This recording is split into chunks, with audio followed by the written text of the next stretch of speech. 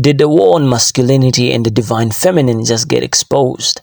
Now, if you're like me, you're usually observant and you've observed how most men nowadays seem to be struggling financially, and when it comes to put food on the table, their partners seem to be doing a better job, and by their partners, I mean women. In most cases, this usually happens and is usually observed among us black people and not so much to do with other races. Now, the video that we're going to share with you explains how this was done 400 years ago strategically by the slave masters themselves. They implemented this strategy so as to empower the woman while leaving the man vulnerable and less masculine but more feminine. I've seen this information out there, and a lot of people that came out talking about this and exposing how the so-called matrix has implemented this strategy, especially on men nowadays. A lot of people got cancelled, and enslaving us as black people was just one of those strategies that was implemented by the enemy so as to make us forget our history and to create a war amongst ourselves. I did not write this book. This is from Willie Lynch, who was a slave owner and was teaching other slave owners how to control the slaves and how to break them. And the process is still going on. Who's working? The female. Is she out in the front? Who's at home? The male. What happens when the female is out there working? Your femininity starts to leave you, doesn't it? Because now I'm the breadwinner. You the man, you don't make no money. So you'll hear your woman say, I pay the cost to be the boss. You can't tell me nothing because I make more money than you. This is beating you down more. Who provides the jobs for black people? The slave master. He can decide who's going to work and who's not gonna work. So he's chosen the black woman to work, but we think we have arrived. Somehow we have misinterpreted that. We think because we got the jobs and we the money, we all that. It's a false sense of power.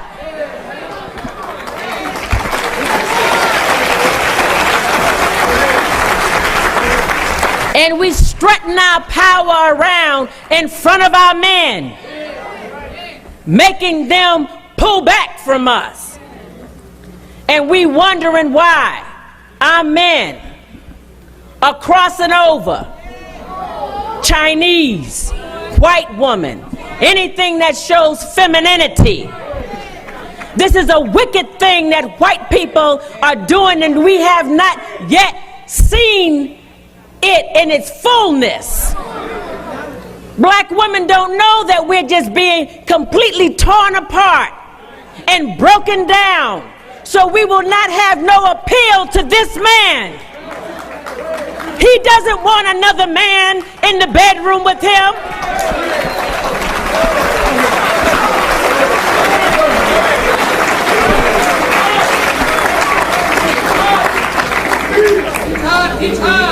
It's role reversal. So now you're working hard. You start feeling like a man. And when you start feeling like a man, all of a sudden you don't need this man that God gave you. You role reverse and you go get a woman.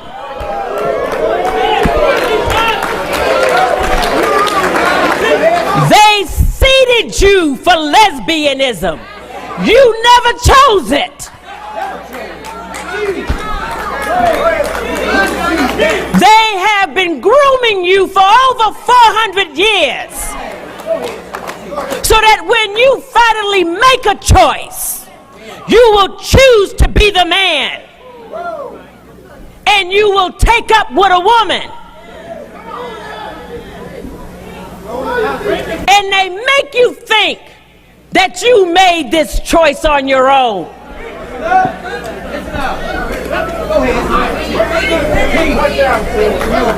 You did not make that choice. They've been grooming you for over 400 years. If the white man needed something, who had to go ask for it? The black woman. You better not send John, because John is going to come back empty-handed. Send me your woman if you need something. Let her represent the family. And who is representing the family today? Black women. Even when you are bad and down on your luck, you can't even go and get assistance, public assistance, unless the man is out of the house. You got to go poor mouthing and say you don't have a man in your house in order for Uncle Sam to give you a little bit of money. Am I telling the truth? What is that? That's breaking the family down even further.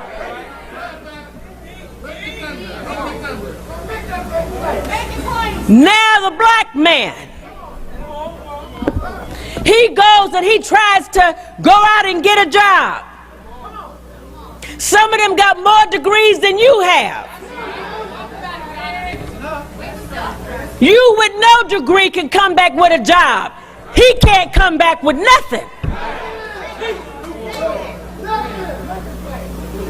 I want to show this to you sisters so that we can re-look and rethink our choices, because we are being plotted on. So we're throwing away good men because we think that they don't have the ability or the intelligence to make what we make. If the white man would give them the job, you would see something in your man.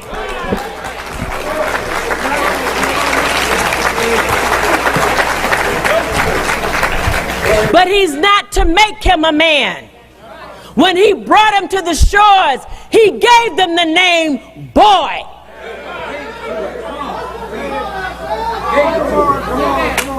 He called him boy. How can someone always call you boy if he never expected you to be a man? He knew he was not going to give you anything to make you a man. Now, I'm going to put up an image of this man. If you've seen this man before, then you know how he got cancelled for talking about this exact topic. He got so much influence and impact to the point that it shaked the globe as we know it. And you know exactly what he was talking about. He was talking about the war against masculinity. Now, this war has been going on for a very long time. We're talking about food. We're talking about psychological, subliminal messages implanted in movies. We're talking about everyday social life. We're talking about work. The video that we just watched explains how this was done 400 years ago and how the war continues up to this day. This shows you how strategic the enemy has been, and the reason why is because as black people and people of African descent, we were connected to roots of kingship, roots of people that dominated the planet and introduced civilization to the earth. And because the enemy threw the palm colors saw that, he decided to use them, first of all, to enslave us and to separate us from our roots. And once we got separated from our roots without a proper identity, he began to recreate and repurpose us as he intended. Now, this repurposing, the way it took place, first of all, it took place by emasculating men and making them more feminine. But when it comes to slavery, I want to talk about how Kanye West said something very important, and he said most of the times what the slave masters used to do in those days is when one of the slaves seems like he's strong or he's an alpha male, and he's showing that power and dominance. Sometimes when they give him a task to do, he questions why he has to do that specific task in the specific ways they've told him to do that. When those palm color slave masters saw that, they got that person and made an example out of him. And what they did to them is, first of all, they stripped them and removed their clothes as men and put them in front of their little ones. Young people were there, women were there, and then started whipping them and embarrassing them there. Sometimes they'll be punished for a whole week without having food. They'll be maybe tied to a tree while everybody that is working is seeing the example that has been made out of those people. That was a strategy that was done so that men may be emasculated and men would start fearing taking action when it comes to standing up what they know that is right. And that's how they started separating us from our roots. Sometimes the medication that black people were receiving or the treatments that black people were receiving would be different from what the palm coloreds are receiving. Remember the Tuskegee study where they were observing the reactions of untreated syphilis on men and black people in general. So the subjects were told that they were receiving treatment when in fact they were not receiving treatment at all. So maybe they did this in the form of creating fake tablets that they would give out to the subjects and tell them that we are treating you for bad blood, but they were not receiving any treatment at all. And the goal was to observe the effects of untreated syphilis, and they used black people as guinea pigs. There's this article I came across. It's called The Elite's War on the Divine Feminine.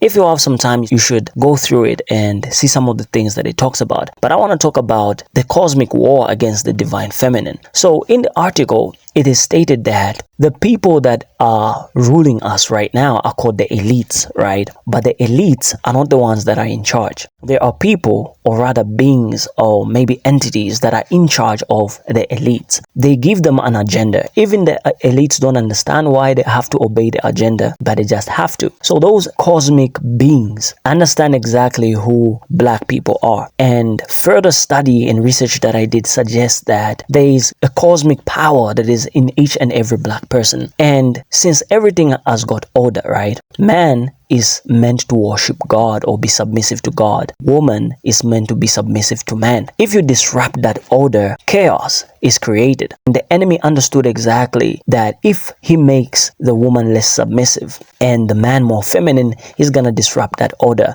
meaning that they're not gonna give submission in turn to God.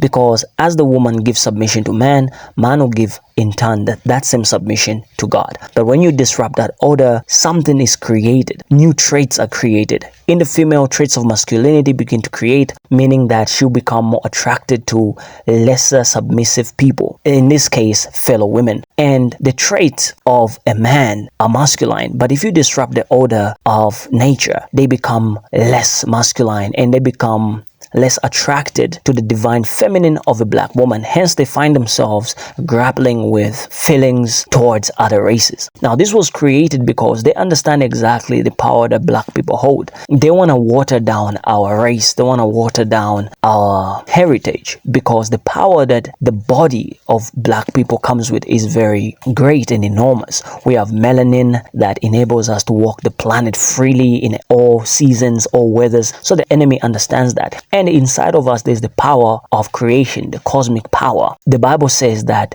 God only shares his glory with his children.